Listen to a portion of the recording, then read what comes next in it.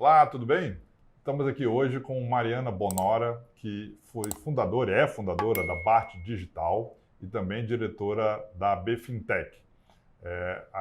O objetivo nosso é sempre estar convidando lideranças importantes do setor do agronegócio nacional para estar trazendo e desmistificando temas, né? Jogando luz sobre o agro e toda a sua cadeia de valor, né? Super complexo o agro, a cadeia de valor é muito longa. Estão sempre trazendo conteúdo de qualidade, trazendo atores importantes, personagens importantes do agro brasileiro para jogar a luz e trazer informação de qualidade para o investidor, para o poupador. Então, Mariana, muito obrigado pela sua presença aqui, é uma honra para a gente. Imagina, Tassiano, eu que agradeço o convite, o prazer é todo meu. Legal. Hoje nós vamos falar sobre financiamento do agro. A gente vai começar um voo de helicóptero e vamos depois aprofundando até chegar na Bart, até chegar na digitalização. Queria que você falasse um pouquinho, Mariana, assim, qual a importância, né, do financiamento para o agronegócio nacional? Assim, o produtor precisa de dinheiro, não precisa? Como você vê o financiamento como uma alavanca para o setor? Bom, Tassiano, quando a gente fala em financiamento para o agro, a gente está realmente falando de um dos insumos, um dos principais insumos que o produtor rural precisa. A gente, né, esse número vai variar de safra a safra, mas a gente tem menos de 30% dos produtores rurais que são capitalizados para comprarem os seus insumos à vista e sem precisar se financiar. Quando ele precisa fazer esse financiamento, ou seja, ele precisa comprar os insumos e para se financiar, para plantar posteriormente, ele tem algumas opções. Ele pode ir pro banco, né, obter um crédito com linhas subsidiadas, ele pode ir para o mercado privado, que são bancos, e também o mercado de capitais, que ano a ano tem crescido muito na irrigação de recursos para o campo, ou então ele vai, né, fazer uma venda, uma compra a prazo com as revendas, que também depois vão, esses títulos gerados ali, né, nessa compra e venda de insumos, vão para o mercado de capitais depois.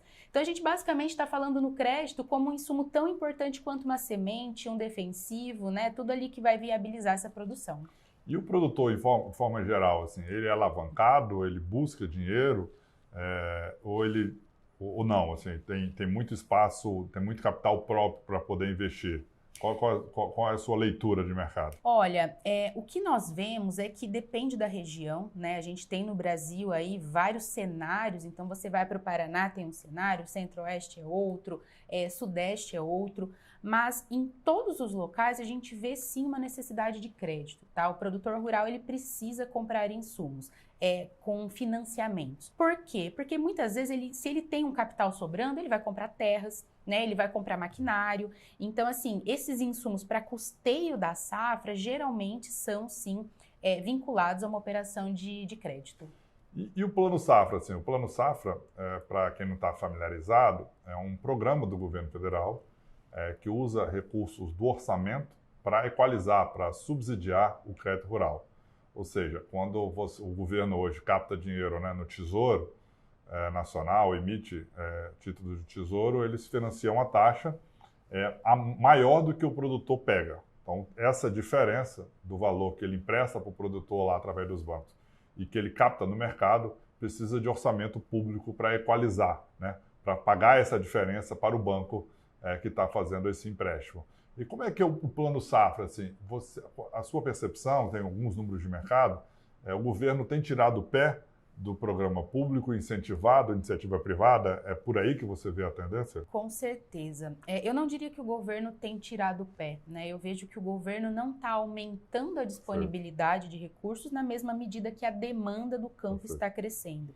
Então a gente viu no agronegócio, nos últimos 3 anos, de uma forma mais intensa, uma grande modernização do mercado de capitais por meio da edição de novas regulamentações. Então a gente teve aí grandes avanços na CPR, a criação do FIAGRO, né, e várias outras medidas para trazer uma transparência maior para o investidor. Por quê? Porque tanto o mercado agrícola, né, como o próprio governo já entendeu que para suprir os recursos que o campo precisa estimular o mercado de capitais.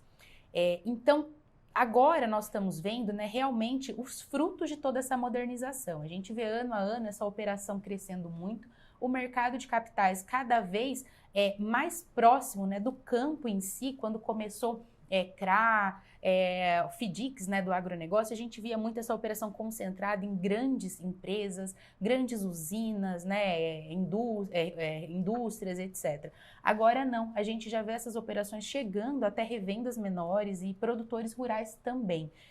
Então, eu vejo que sim, há um interesse do mercado e também do governo em fomentar o mercado de capitais e deixar realmente esses estímulos, né, vamos dizer assim, mais vinculados ao poder público para alguns outros setores que carecem de desenvolvimento, como seguro, etc. Legal. E agora eu queria aproveitar e conectar, né, tudo que você falou até agora com a digitalização. Como que a digitalização, de forma geral, tem ajudado ou está caminhando para cada vez mais fortalecer o crédito privado e até às vezes o crédito público no setor produtivo? Quais são as vantagens? Né? Qual o caminho que você está vendo da digitalização no crédito rural? Poxa, a gente pode falar dessa digitalização do crédito com uma vertente muito grande de benefícios. Eu acho que a primeira delas é diminuir o custo operacional dessas operações, dessas transações. Por quê? Para você financiar o campo, você tem uma necessidade de consulta de informações, né, de monitoramento do campo, uma estrutura de garantias com registro em cartório, etc., que torna essa operação muito mais cara que, por exemplo, uma operação mercantil, né? E sem contar a peculiaridade do campo, que é a fazenda ser longe ali dos escritórios, vamos dizer assim, que podem, né, que estão ali concedendo esse financiamento. Então, tem toda essa distância do tomador do crédito. Além da diminuição do custo operacional, a gente tem também a automação, né, de todo esse processo de análise de risco.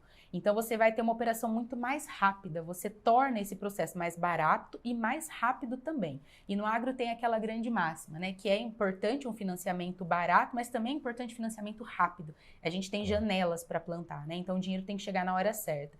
E você tendo um processo mais automático, isso acaba sendo mais fácil de se atingir. E aí, como terceira opção, eu acho que é algo que a gente ainda não atingiu de forma plena, mas a gente vai caminhar, para que a digitalização permita que o produtor rural e as revendas, eles tenham mais opções, né? E essa variedade de opções crie competição e diminua, né, as taxas de juros que são repassadas ao campo. Então, acho que a gente poderia falar um dia inteiro, né, sobre as vantagens da digitalização para o crédito, mas eu enumeraria essas três. E como a BART, que você fundou e está indo super bem, se encaixa? Assim, qual é o papel, qual é o escopo que vocês estão já cumprindo e estão se desenvolvendo a cada vez mais cumprir na questão do crédito agrícola? Bom, eu diria que nessas três vertentes que eu citei, a gente atua de forma muito forte em uma delas, que é diminuir o custo operacional. Por quê? Porque nós somos uma plataforma especialista em tornar essas operações, né, de financiamento, emissão de recebíveis, títulos de crédito, garantias, digital. Então, a gente, desde disponibilizar para o nosso cliente a plataforma em que ele faz isso, até explicar para ele, né, todos os impactos jurídicos, como que digitaliza o produtor rural, certifica o produtor rural, a gente dá, né, a gente tem essa proximidade também. E além desse trabalho, né, de plataforma, para permitir a digitalização da operação em si, a gente também tem atuado na conexão dos nossos clientes com novos financiadores, né? Então, dentro da nossa plataforma, o cliente ele pode conhecer opções, né, vários tipos de financiamento possível. Muito legal. E para finalizar, Mariana, eu queria ouvir sua opinião sobre o mercado de capitais no agro, mas não pela lógica do investidor, do poupador, né? Que é o cliente da Suno, que está aqui nos assistindo. Vou pedir para a gente ir para uma outra lógica, né? Para o lado do tomador, de quem quer crédito para que o poupador, que é o nosso cliente, possa estar investindo, possa estar comprando um CRA, possa estar comprando um Fiagro, né? Nós batemos recorde na sexta-feira do SNAG 11 como o Fiagro mais líquido do mercado. Eu queria um pouco sua visão dos desafios no mercado de capitais para o lado do tomador de crédito, assim. É gargalo, não é gargalo? O que você vê de possibilidades e de desafios para o tomador? Bom, primeiro, parabéns pelos resultados. Eu acho que isso é super importante a gente divulgar, né, no campo também e para os investidores. Com relação a esses gargalos, o que eu vejo, né, na BART, como, vamos dizer assim, estando no meio dessas duas pontas, é que há um grande interesse do campo em acessar novas formas de financiamento e um grande interesse dos financiadores, né, dos financiadores em financiar o agronegócio. O que falha é essa conexão, né? Por quê? A gente fala muito, conectar o campo com Faria Lima, né? Uma coisa que está tão batida, mas é uma coisa que ainda é um gargalo. Porque o produtor rural, vamos dizer assim, o produtor rural, as revendas menores, né? Que tem aí uma atividade mais nichada, muitas vezes eles não têm dentro da sua estrutura administrativa pessoas que tenham esse conhecimento de mercado de capitais, né? É muito simples, né? Ali naquela corporação fazenda não tem um departamento que é o departamento de operações estruturadas, então falta essa expertise.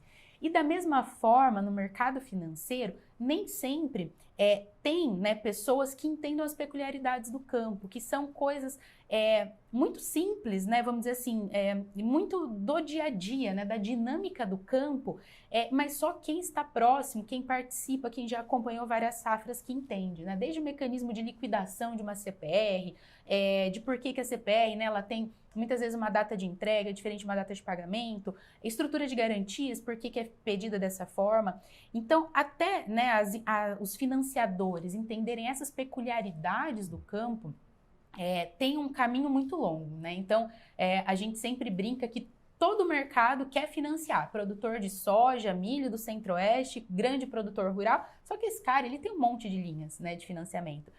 O que falta financiamento são para esses produtores que têm ou propriedades menores, ou então que são produtores de outras culturas não commodities, não tradicionais, né, em quantidades menores, etc.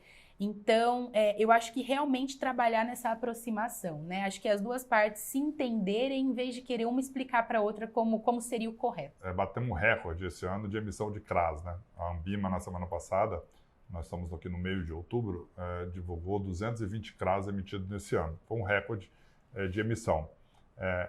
Falta o quê para a gente sair de 220 para chegar a 1.000, 1.500, 2.000 CRAs? Ou isso nunca vai acontecer? Qual a sua sensibilidade aí de mercado, de estar atuando aí, aproximando as duas pontas?